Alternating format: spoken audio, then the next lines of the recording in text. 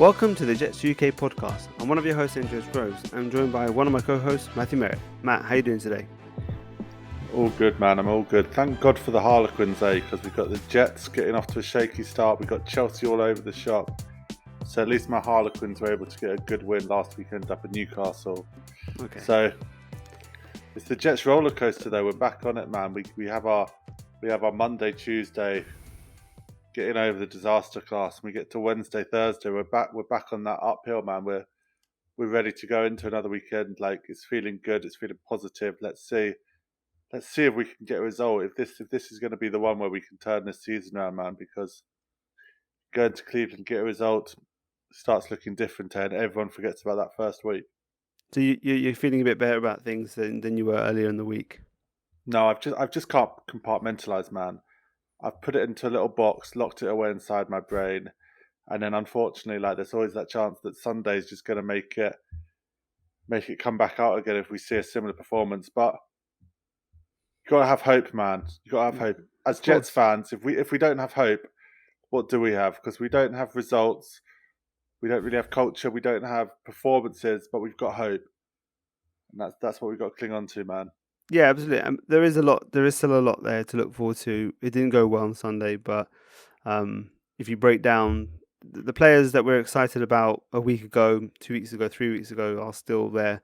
You know, obviously we want to see Zach back soon, but other than that, we've got most of our players. You know, there may be a few injuries, and we'll discuss them shortly. But you know, we've got a lot of talent there. We know that, and if those guys can put it together, we give the teams good games and competitive games, and hopefully also maybe against someone like the Browns, where you know they've got someone like Brissett at QB. You can give it a shot to actually sneak away with a win and get back to New York with a one-on-one record. So that's the hope, and yeah, I mean that's what we're looking at in this preview episode.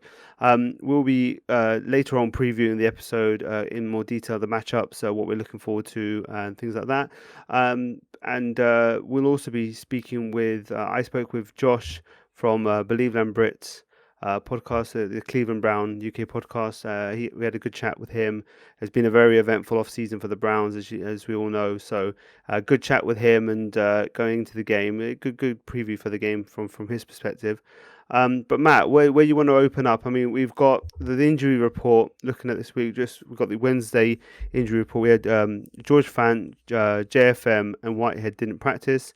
They've signed Will Parks to the active roster, which indicates maybe they have a little bit of worries about maybe Whitehead playing. So, how are you liking the Will Parks, LaMarcus Joyner potential pairing at safety?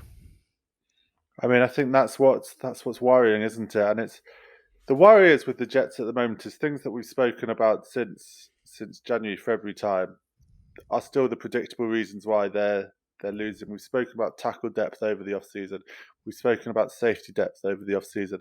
We spoke a bit, to be fair, about like backup quarterback, and whether Flacco was the right guy for that, given that he's so different to how Zach Wilson plays. Yeah. And unfortunately, those are the three things at the moment which are the big red flags on the team. So it's a bit frustrating when it is so predictable, particularly after Sunday, where Joyner gave them their explosive plays on offense, and Salah speaks about in his press conference, eliminate explosives. And we had the DPI in the first half. We had the long touchdown, which was on Sauce and Joyner. So it's frustrating that those things are good. I think Will Parks was unlucky not to make the initial 53. Good to get him back on the roster. Be interesting to see if it's going to be Joyner Parks, if they're going to try and work in a bit of Tony Adams, a bit of Ashton Davis, try and find different ways to solve it. Yeah. I think the thing is, with safety, is a lot of times on Sunday against Baltimore, you notice Jordan Whitehead's speed to the ball in the run game. He is just as good in the run game as he is in pass protection.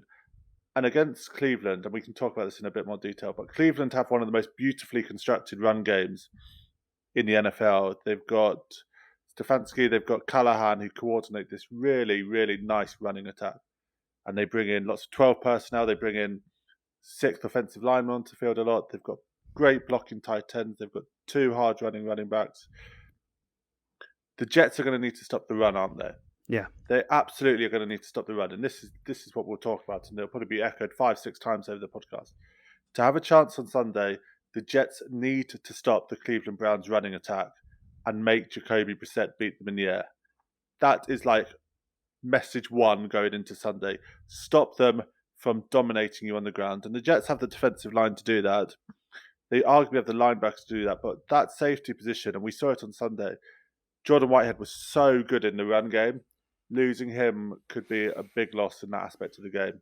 Yeah, it definitely. I mean, it's a different type of running. Like, we were worried about the QB's running ability with the lack of, with the running backs that they were missing last week, from last week's opponent. But this week, it's the running. It's the running backs themselves are fantastic, and so it's a different type of running game that we're going to have to focus on, coming from a different part of the field, like a different position.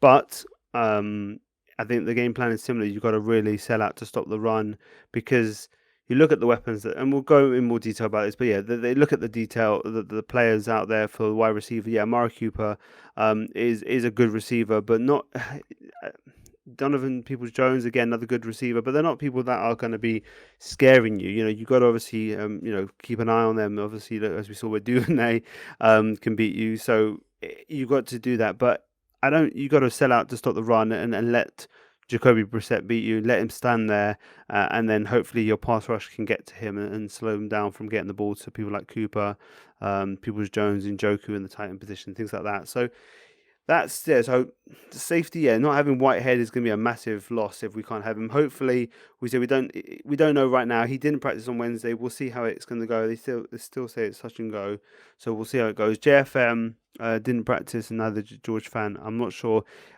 We'll have to see again the Thursday injury report to give us an idea if they're kind of improving to play. But yeah, there's another two very crucial players as well. So hopefully we'll get more answers as we go along. So in terms of the Cleveland, they pretty much are pretty healthy. They've got a few people who are on limited practice, but they're pretty much. I think Jack Conklin might come back. I think he's on limited practice, so he might come back. But yeah, other than that, they're pretty healthy going into the game. So I mean, what's your thoughts in terms of us, like, without being too much of a specific on the matchups itself? What's your kind of feeling about the first road game and where the Jets are going to head into this, needing that win to make to keep things steady as we go into before we wait for Zach to arrive? Well, let's start at the top, and I think this week begins at the top with Robert Saleh. Obviously, not a performance. It was not a good performance from him or his coaches on Sunday. I mean, you can maybe give a little bit of credit to the passing defense and the defensive line performance, but overall it was lethargic, it was slow, and it was a tough first game back. And this is someone who's come from a winning culture in San Francisco, has been to Super Bowls, and has preached this idea of all gas, no brakes. And that just didn't feel, that all gas, no brakes was not on the field on Sunday, was it? And then it's coupled up with these press conferences, which I think for the first time, the fan base was starting to kind of put him on a bit of a tighter leash, Salah. And we're not coming on here saying that he's on the hot seat and about to get fired or anything, but I think that seat might be starting to warm up if we get more performances like Sunday. And I think that showed in the way that he came out on Monday at his press conference, talking about taking receipts, talking about how in 2019, whenever it was, Joe Douglas took over an expansion team. There are these things that are starting to frustrate him, and until you get the results on the field, it's going to show. But the way I take his comments is it's almost a double or nothing situation.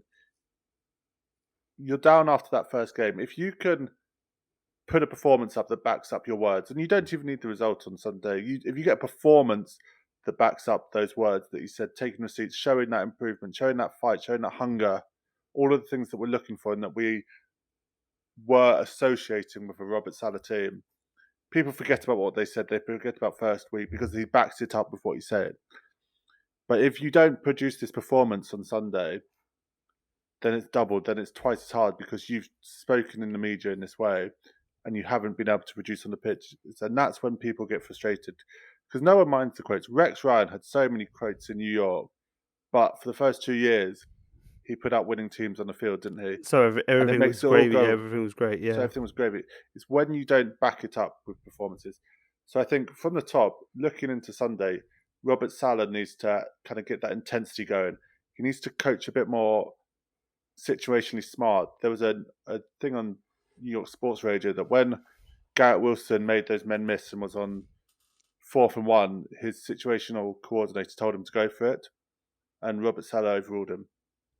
The Jets are not going to go and win in Cleveland if they don't steal possessions, use trickery, use sneaky ways to get more points. You're not going to get there by getting Braden Mann to punt 7-8 times a game and expect to get a result. That's not going to happen. So be a bit braver, be a bit punchier, be a bit ballsier from Robert Saleh. Bring that all gas, no brakes mentality. Bring it to the field. Let's say it. Lafleur, I think we need to see a better game from him. We saw the offensive line be put in a blender against Baltimore. We're now going up against Jadeveon Clowney and a little fella called Myles Garrett, who's arguably the best defensive player in the league. The offensive line wasn't good, but let's see if Lafleur can help them out a little bit. Let's get Joe Flacco on some play action rollouts. He's not the fastest, but give him anything that's going to buy him half a second extra time. Move him away, slide him away from Myles Garrett. If you need to, just stick someone else next to George Fant on Myles Garrett. Play a tight end over there, play a running back, anything that's going to kind of slow that rush down. Just be a bit more aware of what the defence is trying to do in that regard. Yeah. So from the top, I think there's simple steps that the Jets can do to take it forward.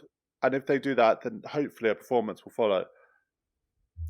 Yeah, absolutely. It's what we said last week as well in terms of what Mike LaFleur needs to do is, you've got to get the ball into the playmakers' hands. We talked about Garrett Wilson needs to be involved earlier.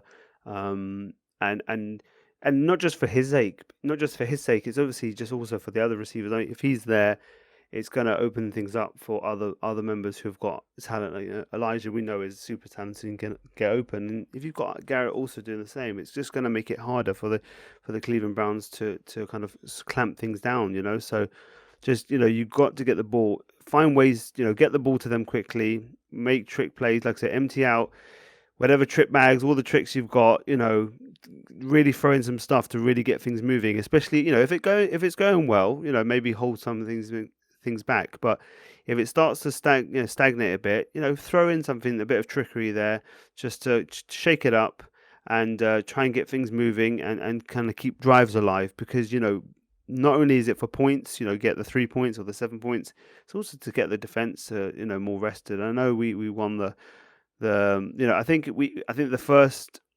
the first half we did a better job of complementing, and that's why it was closer and it got out of hand pretty quickly.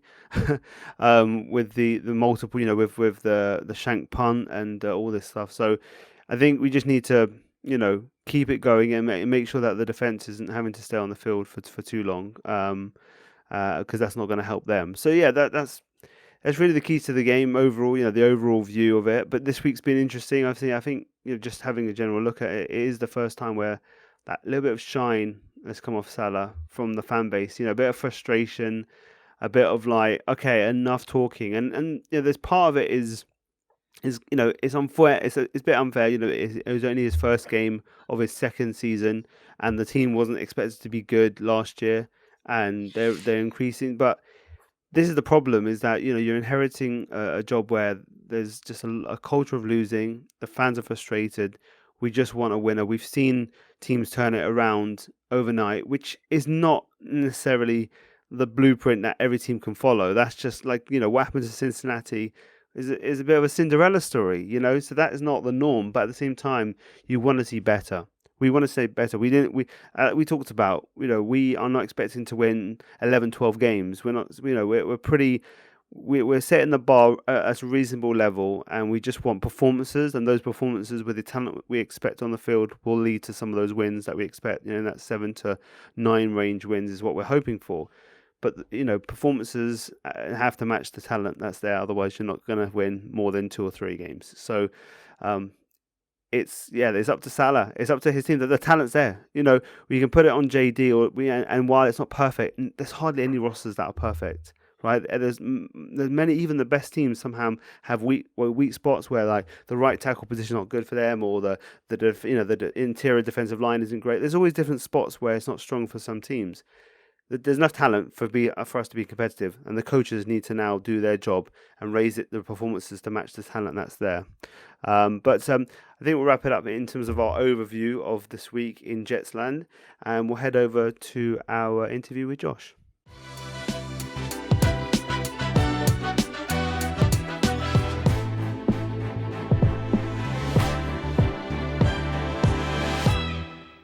Okay, so we're joined by Josh from the Believeland Brits Podcast. It's a Cleveland Browns-based podcast. Josh, thanks for joining us.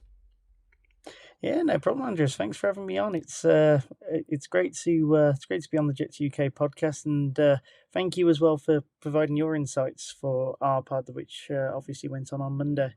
Yeah, that was really good fun chatting. Giving a bit of the intel from our perspective on the game coming this Sunday, and I mean, we're coming from two different angles. Of course, the Cleveland Browns got that win. The Jets coming off a loss, and we roll onto this game, which is Cleveland's home opener and Jets' first road game. So it's reversing that from week one. But before we get into the game and kind of looking into Sunday, just a bit of background on you. As you lead the kind of the Browns equivalent of this podcast. How did you become a Browns fan, and when was that? So it's quite a boring UK story, unfortunately. There's no great epiphany or anything like that. So I'm an Aston Villa fan in the world of European football, and Randy Lerner, who was the owner of the Browns at the time, the guy who brought the Browns back, right? He bought Aston Villa in 2006. I, at that point, thought, American football, I might give this a gander. And then you go on the old illegal streams back in 2006 when they're incredibly bitty.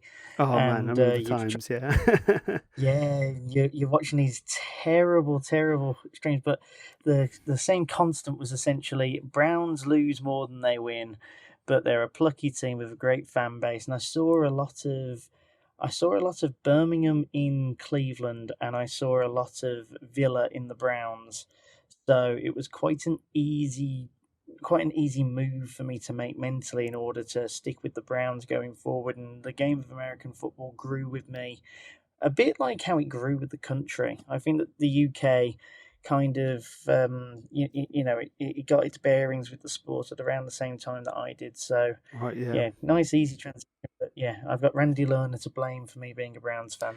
Randy Lerner, that's a name from the past. I remember that time. Yeah, that's something to say. That's we all have interesting stories, and it's unique. Like I say, it's your background with Villa, and the owner comes in, and that's how you. And becoming a Browns fan is interesting, and more than some of the stories you hear from some of the other teams who have had some success. How you become a Browns fan is interesting because it's it's not coming from they're the best team or they're a successful team. There's something else that's going to grab you, and it's interesting. Yeah. It's always interesting because we don't grow up with our dads being these following our dad's roots or family roots. We find our own journey to our teams, and it's always an interesting way. When I speak to all my guests, I always like to dive into that. So this off season, has been very eventful, to say the least, for the Browns. What are your general feelings about everything? Just generally your general feelings about the whole off season and where we are kind of going into the season now? So I have to admit, the last 7 days has been great because we've not had to actually mention his name for the last 7 to 10 days, of which has been, as a Brown, nice. So I was staunchly in the camp of, as soon as I saw the rumours start on Twitter that we were one of the main ones in the pack for him, just almost throwing my phone against the closest wall that I was at, just going, please, no, don't let us be part of this circus. Even just classed as one of the front runners, just didn't need it. I was firmly in the camp of Baker just having a bad injury-ridden season last year, and therefore, he should be able to at least, attempt this year. And then if he's still not the guy, you could give up the farm for a top draft pick and then get one of the QBs that's coming through this draft, because this draft is likely to be a very good QB laden draft. Yeah. and go again. Obviously, the Browns roster is in a very win now situation, so from a sporting perspective, I can understand it, but I've found it difficult. I have to say, I think that anyone who's still a Browns fan has had to wrestle with a way to, a way to be able to be okay with it. Mine essentially is that it's a league problem. First and foremost, obviously the fact that the Browns were the ones that gave him guaranteed money is not great. And that's the thing that's really irked me. The problem that I've got with the league is that if it was such a big deal, they could have just suspended him indefinitely. Anyone would have got him. He would have gone to the Saints, would have gone to the Falcons, would have gone to Carolina, would have gone to this, that, and there are so many different teams that at least inquired about him. So there's a level of no matter where he went, he was still going to be rewarded. I just wish it was not in my backyard. And realistically, I'm not going to root for the player himself. I'm going to root for the team. I consider him basically a jugs machine at this point. When he does come into the side, at the very least, I hope he brings success because it's a very, very high price to pay. Not just in terms of fixing the money, but in terms of the selling of soul. So, if you make a deal with the devil, you want it to at least be worth something. Yes, it's such a tricky, I think it was interesting because, last off season we were a name banded about because before we drafted Zach, he was, when he wanted out of Houston. This is obviously before the allegations came out, and the Jets were one of the front runners because they had multiple first rounders. They had in multiple years after the Jamal Adams trade. And so they were one of the teams who were interested, and we were all for him. And then very quickly they decided, we're not going to go this direction. And then a few weeks after that, all the allegations came out. So we're like, oh, wow, okay, we're happy that we're going towards the draft and picking a draft pick now instead. But obviously that rocked on for a year with Houston, and interesting. But yeah, it's such a difficult position where, I feel for Browns fans who are in a similar position to me. Like I say, you've supported them for many years now, and there's people who've even supported them for even longer than we've supported our teams. Who go back to the 70s, 80s, even 60s. And they transitioned obviously from the older team to the new team when they've come back, but they're big Browns fans. They're Cleveland Browns fans, and it's like. Very difficult because it's abhorrent what he's done, and the league should have just said before any trades came in, they should have said he's suspended, and then it's Houston's problem, right? Because they facilitated it as well. Houston facilitated it as we saw because they made the payout. He shouldn't have been allowed to be traded, and no other team should have been able. He's hands off. Figure out your QB position without him in the market, because now you've put a fan base completely against everyone else. Like I said, as a Jets fan. As a fan of the NFL, I want the Browns to lose every single week. Especially when he comes back.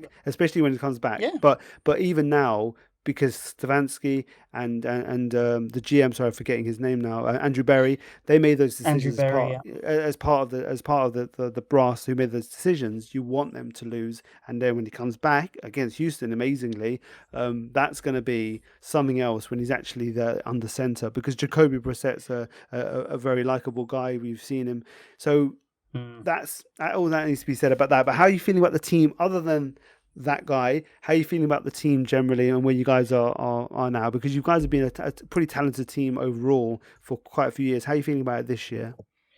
Yeah, the roster outside of the QB position so far is quite an intriguing one, actually. The roster is set in all but I would say two key areas. Those mainly being the defensive line, even though the game on Sunday was very encouraging in how the defensive line actually stacked up, and the wideout position. So, but again, that was also encouraging this past week with the way that Donovan Peoples-Jones was able to step up quite well in the second receiver position. Amari Cooper played very well, I thought, just in creating separation. He was never going to have he was never going to have the number of yards or receptions that he's used to in Dallas, at least so far, simply because Brissett's not good enough to make these deep balls. But at the extreme least, he's going to be able to, the wide receiver room's not terrible. Everybody else outside of it is, this is a championship caliber roster outside of those areas. We've got one of the best defensive lines in football. Defensive ends are elite in Garrett and Clowney. Our linebacker room is sneakily one of the better ones in football, I find. The secondary, I absolutely love Joker. Yeah. He was a guy that we were salivating over as Jets fans in the last year's draft. So I love Jeremiah. If everyone's noticed Jeremiah Owusu-Koramoah or JOK or Joker, there's no some names, but I love Koramoah completely. Yeah. Yeah, he was the one I wanted us to take in the first round. I'd have actually wanted us to have traded into the first round deeper to go and get the fact that we stole him in the second round. Yeah. With a third pick. It was our third pick, Jeremiah Owusu-Koramoah. I have no idea how we got out of that. It was a health thing. I think it happened. I think there's a small health concern. But, if Elijah Moore wasn't looking as good as he's looking now, I would have regrets. But I can't because, I still really wish you got him. But at the same time, you picked up another good player. So you kind of just got to say that's just the way it's gone. But I really like Jeremiah. That's a draft. Yeah, absolutely. Yeah, but as long as you got to take care of your own, when it comes to the draft. Absolutely. But, linebackers. The secondary is a bit of a worry because of injury scares. But when you got Denzel Ward back there, for example, it's very difficult to see it as an issue room. Running backs, obviously, I haven't mentioned them because of just how powerful they are. I think anyone who is anywhere near fantasy knows that two-headed monster and that very, very talented duo running back. So we are tentatively looking at that as Jets fans. How we did well against one running team, and we know we've got another good running team against us this week, and we'll see how we stack up. But So you mentioned you mentioned that the offensive line is a little bit of worry. Was it the offensive line that you're worried about? No, defensive line. So would you say the interior rather than because obviously you've got Clowney and Garrett. So you're talking about the defensive line interior. Is that what you're saying? Yeah. So you've got Tevin Bryan and Tommy Togiai pretty much as the main two defensive tackles that we have at the moment. They're quite unproven at this level. They were able to stack up very well and force pressure on that Carolina line last week, but it's up against competent and good offensive lines. I think that they're going to find it difficult to be able to create that pressure, and a lot of it is going to have to depend on the edges and the linebackers. I think that that JOK and Anthony Walker are going to be very busy this year up against the better running sides in the league. Right. So that's the Jets want to build themselves up like this. They obviously had a really poor performance at the line, but they're better. We would expect more from our offensive line. So and that's the way they want to run the ball. That's where they want to manage the game, is running the ball with Breece Hall and Michael Carter. So this gives us a chance to do it against a team that you would, if they are what we think they should be. This is the one that they should be at least competitive in, and not just get completely mauled. So it'll be interesting to see if that's a little part where we can help get the running game going, which would help get the offense going and make it maybe a pretty decent game on Sunday. So we're looking at this game. So you mentioned the game against Carolina. What are your general feelings about the first game and how you got that win with that last minute kick and? Well, a bend, right? It was almost like Beckham with the curl. It hung out wide and it came in. It was great. It was a great kick. How are you feeling about the team overall? Up in this bar and era, it's a Bengals UK fan meet, so they've just missed their kick in regulation that sent it into overtime, and we've given it a bit of friendly banter and we've had a bit back, and then the kicks coming in, and obviously the distance, the fact that it's the Browns, the fact that the streak's going to continue, so all that swirling in your head, and then you see it start going to the right, and in that moment I'm thinking, that's it, done again, more hurt. And then it just swerves in, and it's actually, when you look at the behind angle where see where the pressure's coming from. He's put it perfectly in the hole where no one can get a hand up, and then it's curved in. It's a thing of beauty. But in terms of the game itself, I was pleasantly surprised by the way that we were able to get the offense moving. Brissett threw for probably as many yards as I expected. I'm pretty down on how many yards he's going to get. Overall, he's going to be sub 200 yards every week, mainly focusing on that running attack. But the throws he did make, I thought that most of them were accurate, apart from his deep balls. And any of which he did make, it was for first down yardage, and they were able to continue moving the chains. They were efficient in terms of scoring when they got past the 35-yard line. So I had no qualms about the game, and in fact, I was pleasantly surprised. It means that the Browns should still be able to win the games of which they are classed as should win. Or enough of them, right? The NFL is always going to throw up exactly. some, but you're gonna naturally be competitive enough that you're gonna win enough games before exactly he who shall not be named who comes back. Yeah. Yeah, you want to be within a score at least of the ones around where we are, and you want to be, a score plus on those that we should be. I've said that if you can stay 500 until that Houston game, then the Browns have a shot at the playoffs. But it's going to be a slog, and you need to be a real lover of defensive and running football in order to. It's a real purist team. Yeah. And it's a good job because I'm actually a bit of a purist. If you give me a 6-3 game, I'll happily root for that game over everything else on Red Zone that day. Okay, I wouldn't say I'm in the same camp as you, but yeah, we're as Jets fans, we've always been more defensive.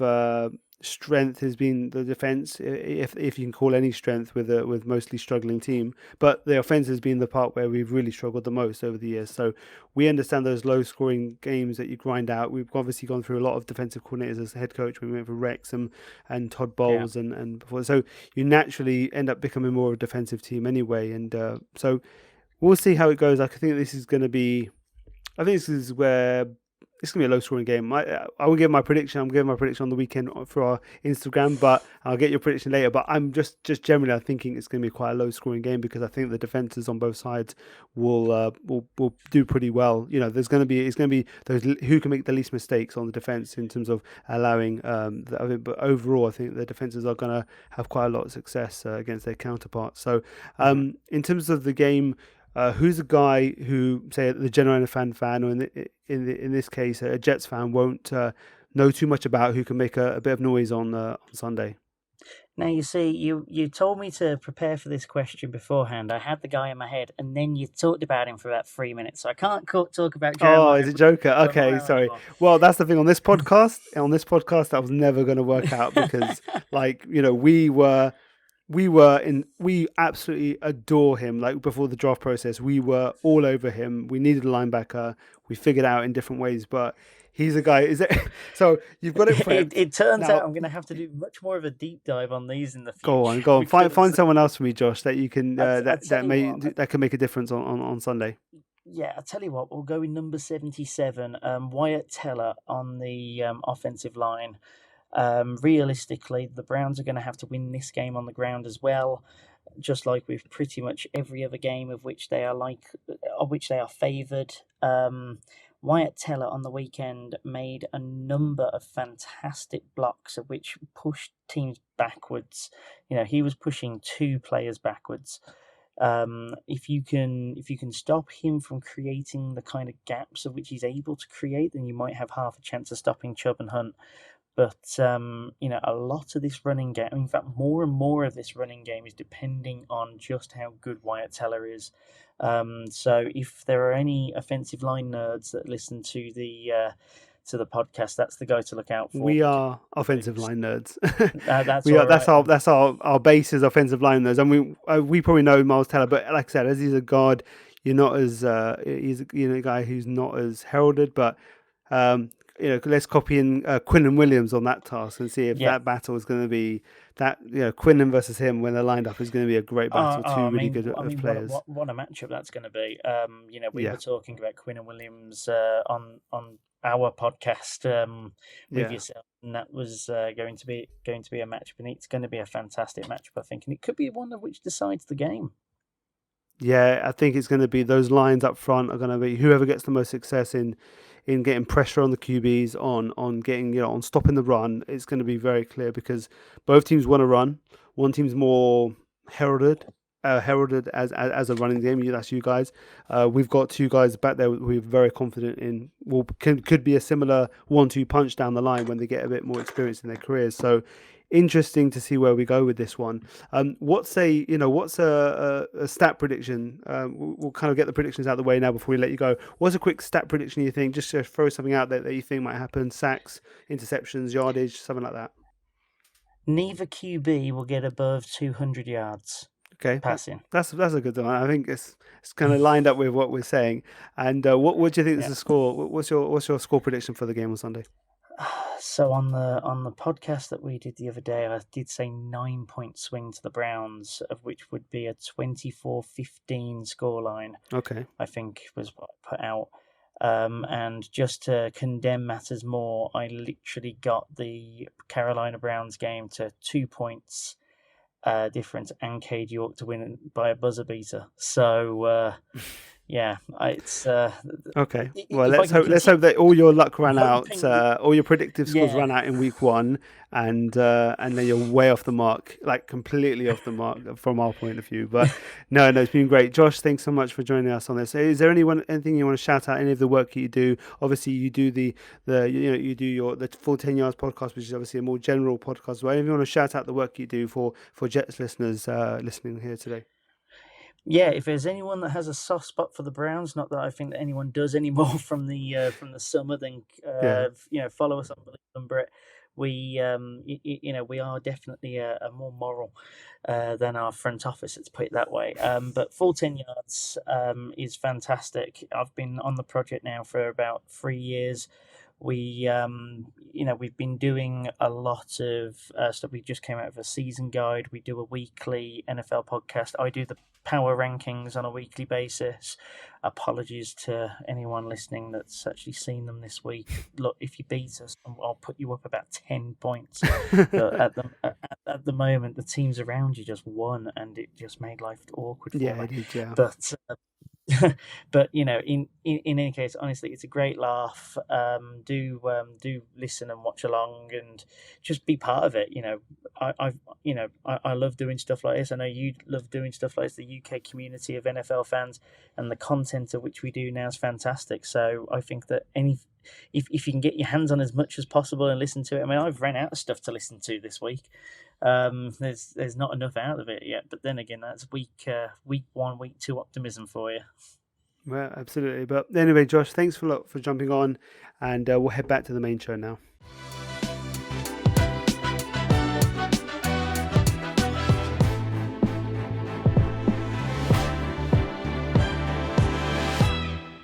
Okay, so we'd like to thank Josh for jumping on. It's a really good chat with him. And now we jump into our preview of the game. We're going to list an offensive matchup for the Jets against a defensive matchup for the Browns each, and then vice versa. So Matt, what do the Jets offense need to do to have some success on Sunday?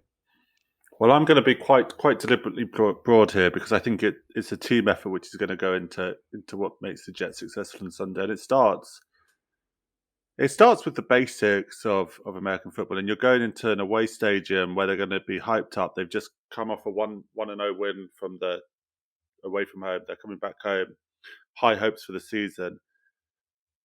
And the Jets are going to need to be able to take a bit of that energy away from the Cleveland Browns, and they're going to need to be able to dominate the flow of the game, be able to dominate kind of the energy in the stadium. And that's kind of the run game is the best way to do that. And if you can establish a successful run game where you're averaging your 5-6 yards a carry and putting yourselves in good positions to keep drives alive, that's going to be a massive part of why the Jets can win. And I think there's 2 parts to it. The first is the offensive line. The offensive line need to play better.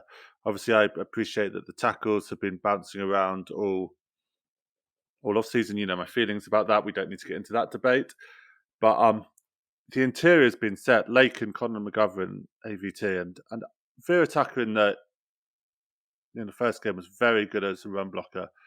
Lakin was just had a bit of a nightmare against Baltimore. So let's try and write that off, get back, and let's get some pressure across all five.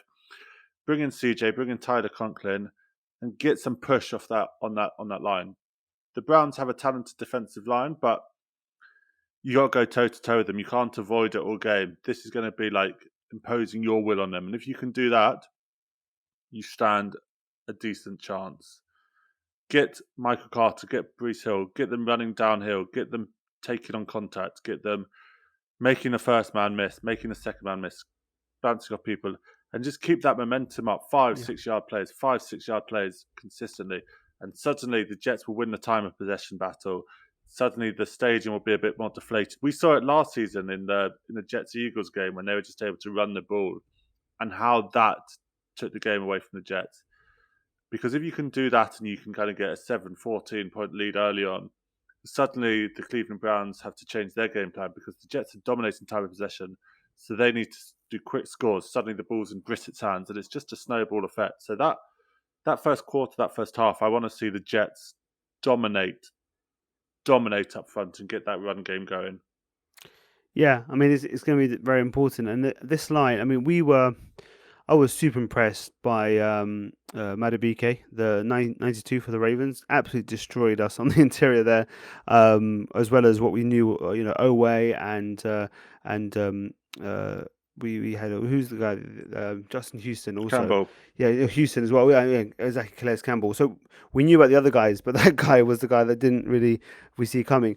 Now it's interesting speaking with Josh. Obviously, he mentioned that while Garrett and Clowney are fantastic on the edges, he has a little bit of worries about the talent in the interior defensive line, the defensive tackle position. So if that is something that we can key in on and get a bit of dominance and protecting Joe up front and not letting it cave in through the middle and using that also as a key to kind of getting the run game going and kind of getting inside runs, which were looking pretty good last week.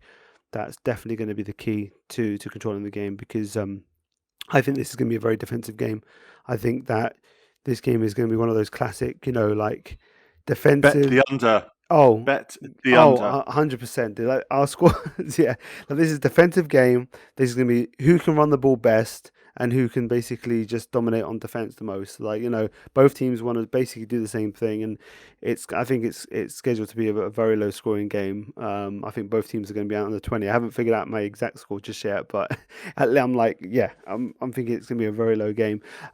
So yeah, that's the way. Just control the clock, control the game through our running game, and gives us a good chance of maybe outlasting them when we get to the end.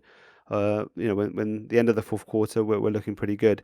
I think it's Elijah Moore versus Denzel Ward matchup. I expect them to put, I think Garrett Wilson will give them a few issues if he does start playing earlier, which is why I want him on there. But they're going to prepare for this game to put Denzel Ward, primarily on Elijah Moore. And that's going to be a tough task for Elijah because Denzel is a fantastic corner, but we believe a lot in Elijah's ability. And if he can go toe to toe with Denzel and win up enough, if he can defeat their best corner, enough times, that's going to be a key to really being successful when we do have to throw the ball a few times to kind of keep that balance going. So, we need to see more from Elijah. Obviously, there was a few times where he got open, the ball didn't get to him because Joe was just getting swallowed straight away. So that's where you go back to the line. The line just gives, if Joe can give, if he can have just a little bit more time, you trust that Elijah's going to get open enough times during the game to get things going. And he did, even in last week's game, there was a few chances where he did. He wasn't kind of invisible, but you want to see him take over a game as we expect him with his ability. So that's kind of an interesting matchup to see because, like I said, Denzel Ward and the other defensive backs are really talented back there as well. But obviously he's the headliner in the defensive backfield. So for when our defense is going up against their offense, what's one of the keys you're thinking about? I mean, I'll jump first if you want. I think it's Quinnen Williams in the interior. against Martins, White Teller. We talked about it with Josh as well. Yeah, he mentioned White Teller and he's a really good guard.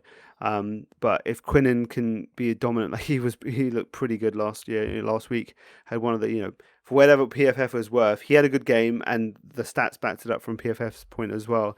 And if he can have another game where he's dominant and really causing problems up the middle, with someone like Brissett compared to Lamar, where Lamar can jump, can juke left to right, spin, move around. He can kind of move the pocket way more. Brissett's not that kind of guy. So you're thinking that he's gonna have some more success if you get down the middle, and then obviously the guys on the edge can clamp down on the run. So I think that's going to be a big key to the game is how Quinnen can take over the game in the interior. What's your idea for the defense of the Jets against their offense? Just quickly on PFF, it was jokes that PFF did this week.